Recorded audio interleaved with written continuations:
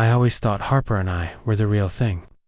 We had our routines, Friday night takeout, Sunday morning coffee, inside jokes that made no sense to anyone but us. I worked long hours at the warehouse, but I didn't mind. I wanted to give her everything. She'd greet me at the door, hair up, phone in hand. Rough day. I'd shrug, dropping my bag. Just the usual. Tyler almost dropped a pallet on his foot again. She'd laugh, but her eyes never left the screen. Tell him to be careful. I'd try to catch her eye. You want to watch a movie tonight? She'd nod, still scrolling. Sure, let me finish this text. I'd make dinner, hoping she'd put the phone down. Sometimes she did. Most nights, she didn't. Tyler, my best friend since high school, was always around. He'd show up with pizza and a six-pack, flop onto the couch, and start talking about the game. He'd grin. "You're working too hard, Eli," I'd laugh. "Someone has to pay the bills." Harper would roll her eyes. "You two are hopeless." Tyler would nudge me. "At least you've got a wife who puts up with you." I'd look at her, feeling lucky. Yeah, I do. But lately, things felt off. Harper was always on her phone, texting late at night. She'd laugh at messages I never saw. I'd ask, "Who's that?" She'd shrugged, "Just Grace." Or work stuff. Grace, my little sister, called every week. "You okay, Eli?" I'd sigh. "Yeah, just tired." She'd press, "You sure? You sound down." I'd lie. "Everything's fine." She'd say, "If you ever need to talk, I'm here." I'd thank her, but I never told her the truth. One night, I came home early. Harper was on the balcony, whispering into her phone. I heard her say, "I miss you too." When she saw me, she jumped. I asked, "Who was that?" She smiled too quickly. "Just Grace. She's having boyfriend drama." I nodded, pretending to believe her. At work, Tyler noticed. "You look tired, man." I shrugged, "Just not sleeping well." He patted my shoulder. "You want to talk about it?" I shook my head. "Not really." He nodded. "I'm here if you do." My mom called that night. "How's Harper?" I tried to sound cheerful. "She's good. Busy." She said, "You two should come for dinner. I miss you." I promised we would. Harper came home late, smelling like perfume and wine. She kissed my cheek. "Sorry, I'm late." I tried to smile.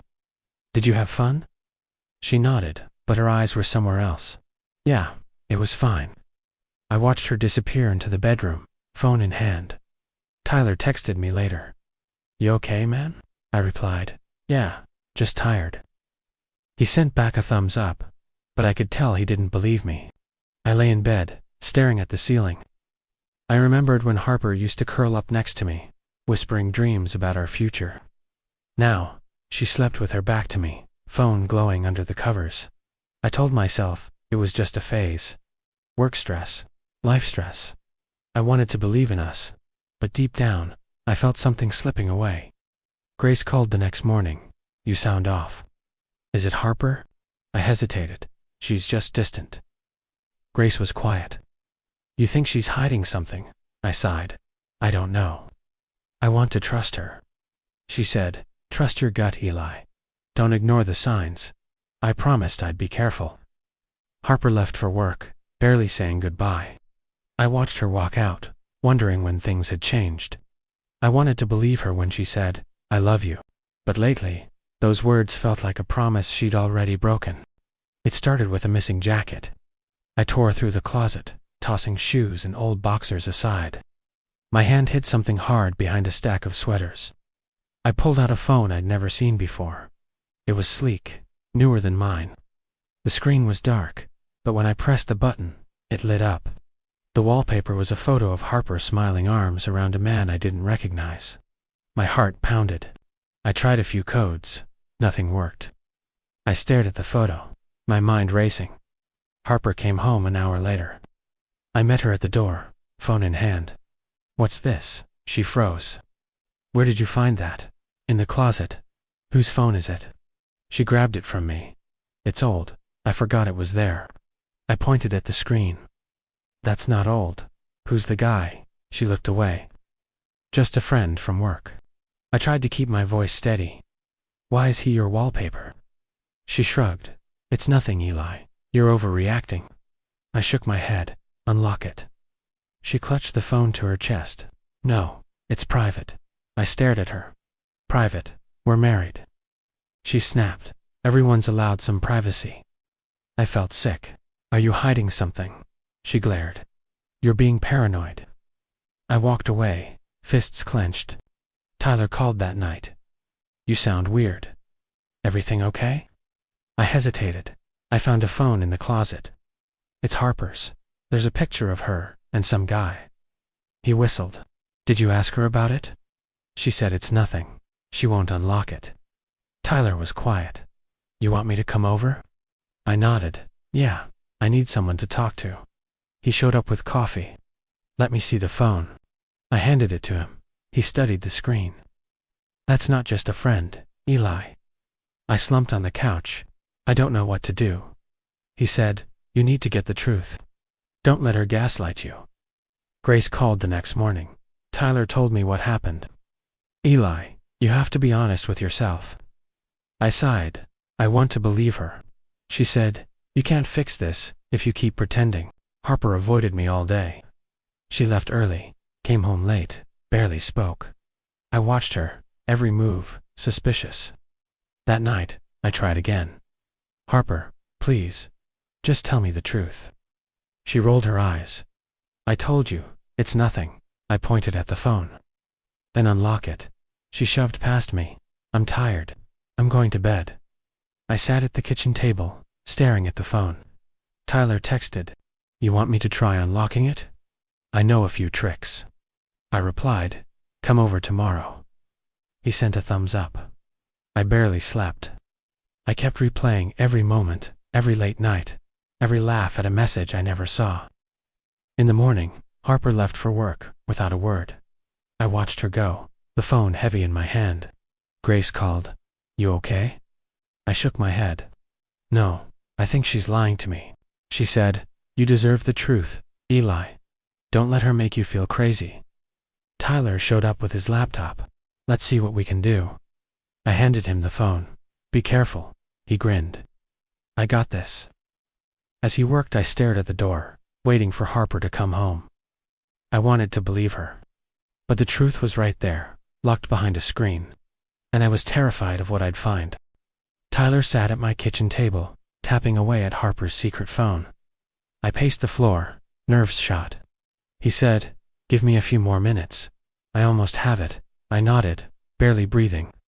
What if it's nothing? He looked up. You don't hide nothing in the closet, Eli. The phone buzzed and unlocked. Tyler handed it to me. You ready? I swallowed. No, but do it anyway. I scrolled through the messages. There were hundreds. All from a guy named Lucas. Photos, late-night texts, heart emojis. I opened the gallery, pictures of Harper and Lucas at restaurants, in a hotel room, laughing together. My hands shook. She lied to me. She lied about everything. Tyler's voice was gentle. I'm sorry, man. I kept reading. Lucas, can't wait to see you tonight. Harper, miss you already. I slammed the phone on the table. How long has this been going on? Tyler shook his head. Only one way to find out. I called Harper. She answered, voice sharp. What do you want? I said, I know about Lucas. I know about the hotel. I saw everything. She was silent for a moment. Then, you went through my phone. I laughed, bitter. You hid it in the closet. What did you expect? She snapped. You had no right. I shouted, I had every right. I'm your husband. She went quiet.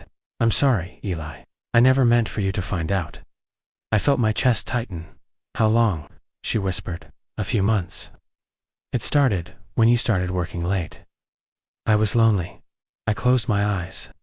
You could have talked to me, she said. I tried. You never listened. I shook my head. You never tried. You just lied. She started to cry. I'm sorry. I hung up. Tyler put a hand on my shoulder. You did what you had to do. I nodded, numb. I don't know what to do now. He said, you don't have to decide tonight. Just breathe. I stared at the phone, the proof of everything I'd lost. And for the first time, I realized I was truly alone. I packed a bag and left the apartment that night. Grace opened her door before I even knocked. She hugged me tight. "You don't have to say anything. Just come in." I dropped my bag by the couch. I feel like I'm in a nightmare. She handed me a glass of water. "You're not. You're just hurt." I sat down, head in my hands. How could she do this? How could I not see it? Grace sat beside me. "You trusted her. That's not a weakness." My phone buzzed. Harper's name flashed. I let it ring. Grace said, "You don't have to talk to her." I shook my head. "I can't. Not now." Tyler called. "You okay?" I tried to laugh. "Not really. But thanks for helping me find the truth." He said, "You didn't deserve this, Eli. I'm here if you need anything." I thanked him and hung up. The next morning, Harper texted, "Please come home. I'm sorry. We can fix this." I deleted the message. Grace made coffee. "You need to eat something." I pushed the food around my plate. "I'm not hungry." She sat across from me. "You're allowed to be angry. You're allowed to be sad." I nodded. "I just feel empty." My mom showed up that afternoon. She hugged me, tears in her eyes. "I'm so sorry, Eli." I tried to hold it together. "I thought we were happy." She stroked my hair. "Sometimes people change. It's not your fault." I whispered, "I don't know who I am without her." She said, "You're still my son. You're still you." That night, I lay on Grace's couch, staring at the ceiling. My phone buzzed again. "Harper, please, just talk to me." I turned off my phone. Grace brought me a blanket. "You're safe here. Take all the time you need." I tried to thank her, but my voice broke. She hugged me again. "You're not alone, Eli. I promise." I closed my eyes, wishing I could wake up and find it was all a bad dream, but I knew it was real. And I had to find a way to survive it. A week passed. I barely left Grace's apartment.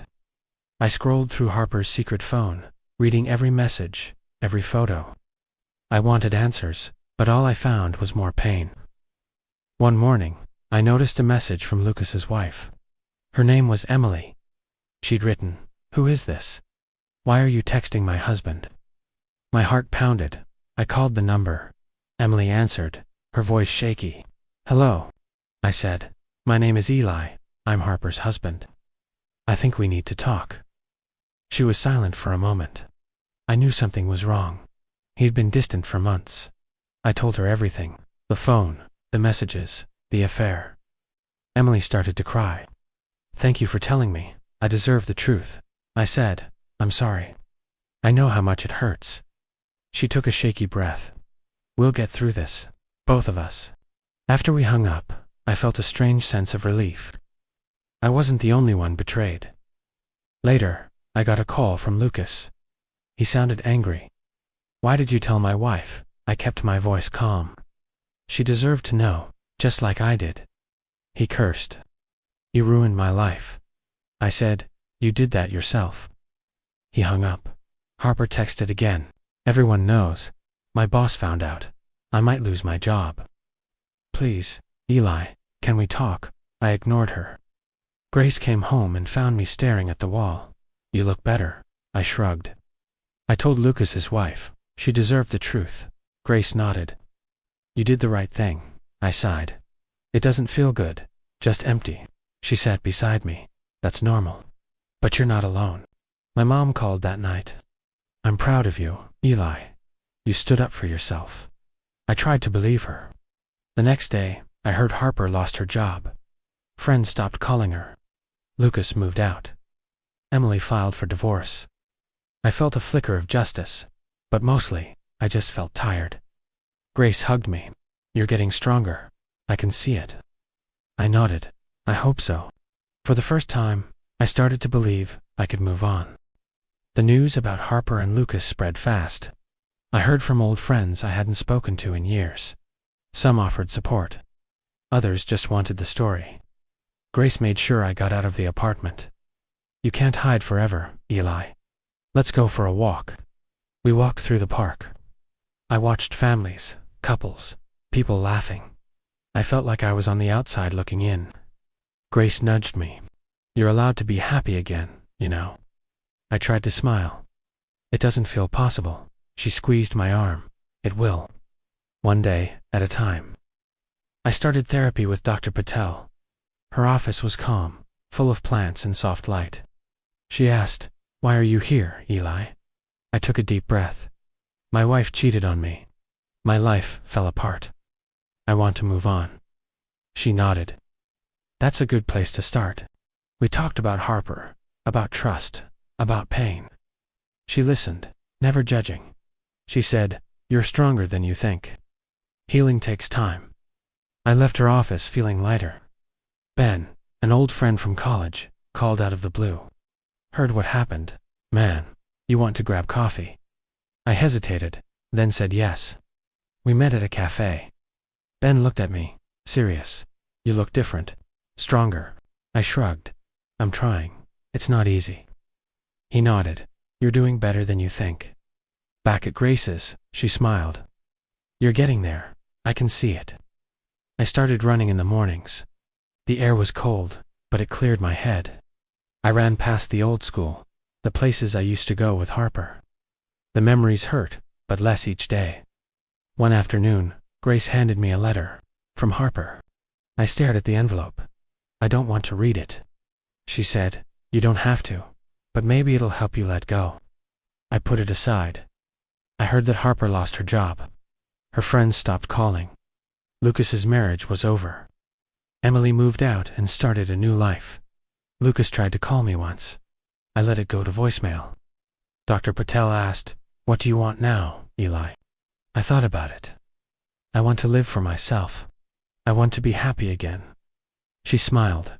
"You will, one step at a time." I started reading again. I called old friends.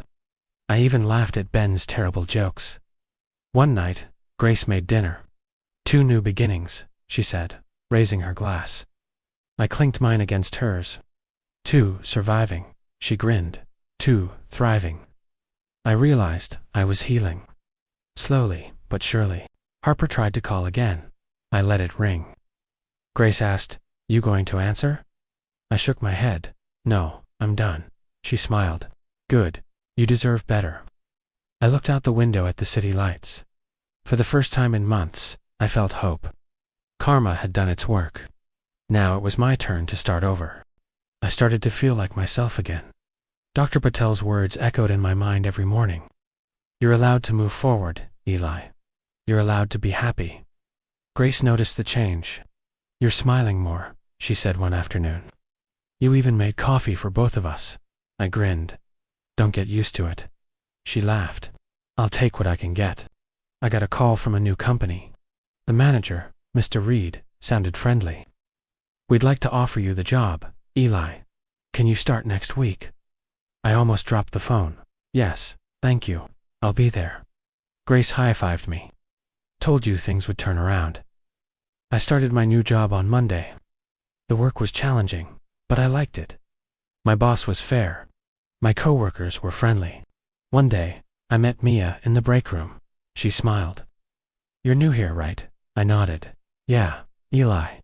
She shook my hand. "Mia, welcome to the team." We started having lunch together. She asked about my life, my family, my favorite books. I found myself relaxing, even enjoying her company. After work, Grace texted, "How's the new job?" I replied, "Great. I think I'm going to like it here." She sent back a thumbs up and a heart emoji. Harper sent a message to my email. "I'm sorry, I ruined everything. I wish I could take it all back. Can we talk?" I stared at the screen, then deleted it. Mia invited me to a movie. No pressure, just friends. I smiled. I'd like that. We laughed through the whole film. Afterward, she asked, "Do you ever think about the past?" I nodded. "Sometimes, but it doesn't hurt like it used to." She smiled. "That's a good sign." I realized I was finally letting go. Tyler called that night. "You sound better, man." I grinned. "I am." For the first time in a long time, he said, "You deserve it." I looked around my new apartment, at the life I was building. I realized I was stronger than I ever thought. And I was ready for whatever came next. A letter arrived from Harper. Grace handed it to me, eyebrows raised. You going to read it? I nodded. I think I need to. I sat on the couch and opened the envelope. Harper's handwriting was shaky. Eli, I know I don't deserve your forgiveness. I'm sorry for everything. I was lonely, scared, and selfish. I ruined the best thing I ever had. I hope you find happiness, even if it's not with me, Harper. I read it twice, then set it on the table. I didn't feel anger, just a strange, quiet sadness. Grace sat beside me. You okay? I nodded. Yeah, I think I am. She asked, Are you going to write back? I shook my head. No, there's nothing left to say. She smiled. That's probably for the best. That night I sat on my balcony, thinking about everything I'd lost and everything I'd learned. I realized I didn't want revenge. I didn't want to hold on to the pain. I called Dr. Patel. I got a letter from Harper. I read it, but I'm not replying. She said, That's a big step, Eli. Forgiveness isn't for her. It's for you. I nodded. I want to let go. I want to move forward. She said, You're allowed to. I hung up and looked at the city lights.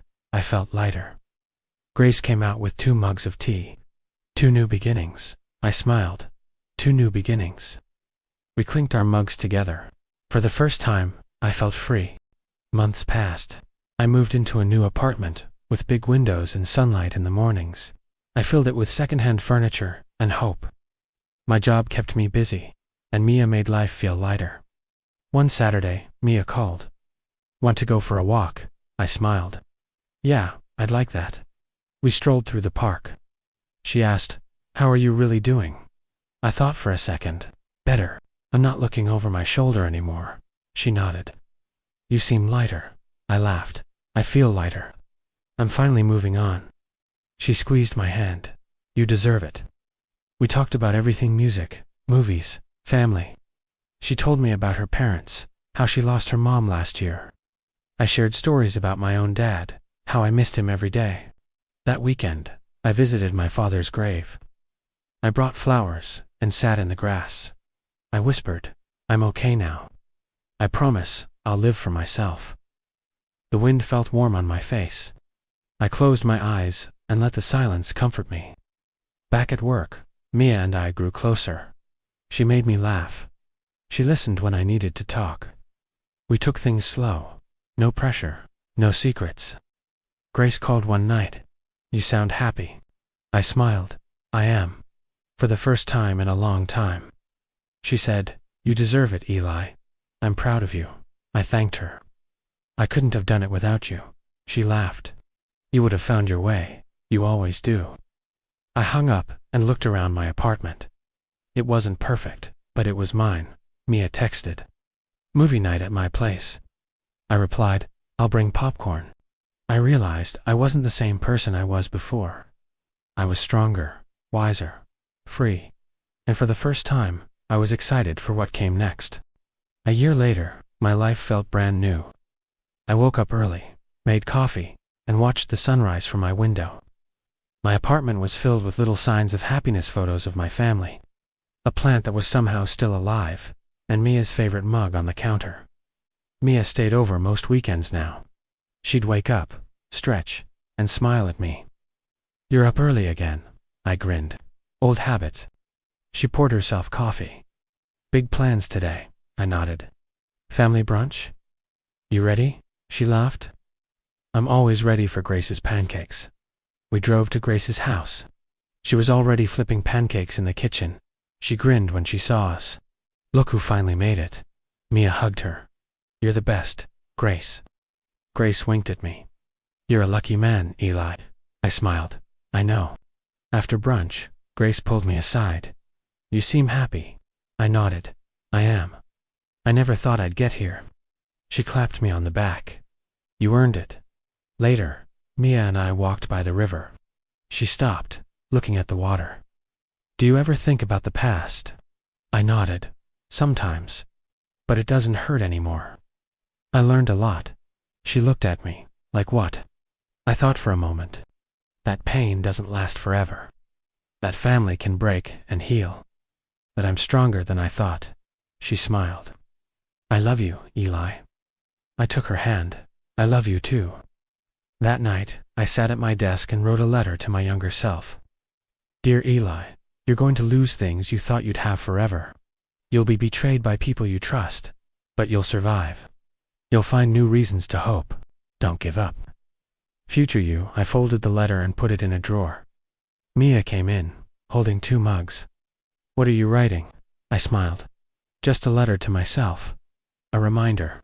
She sat beside me. You don't need reminders. You're living proof. I kissed her forehead. Thank you for being here. She leaned on my shoulder. Thank you for letting me in. We watched the city lights together, quiet and content. A few weeks later, Grace called. You ready for the big day? I laughed. I think so. I'm nervous. She said, You'll be fine. Mia's the best thing that ever happened to you. I grinned. I know. The proposal was simple. Just me, Mia, and the city lights.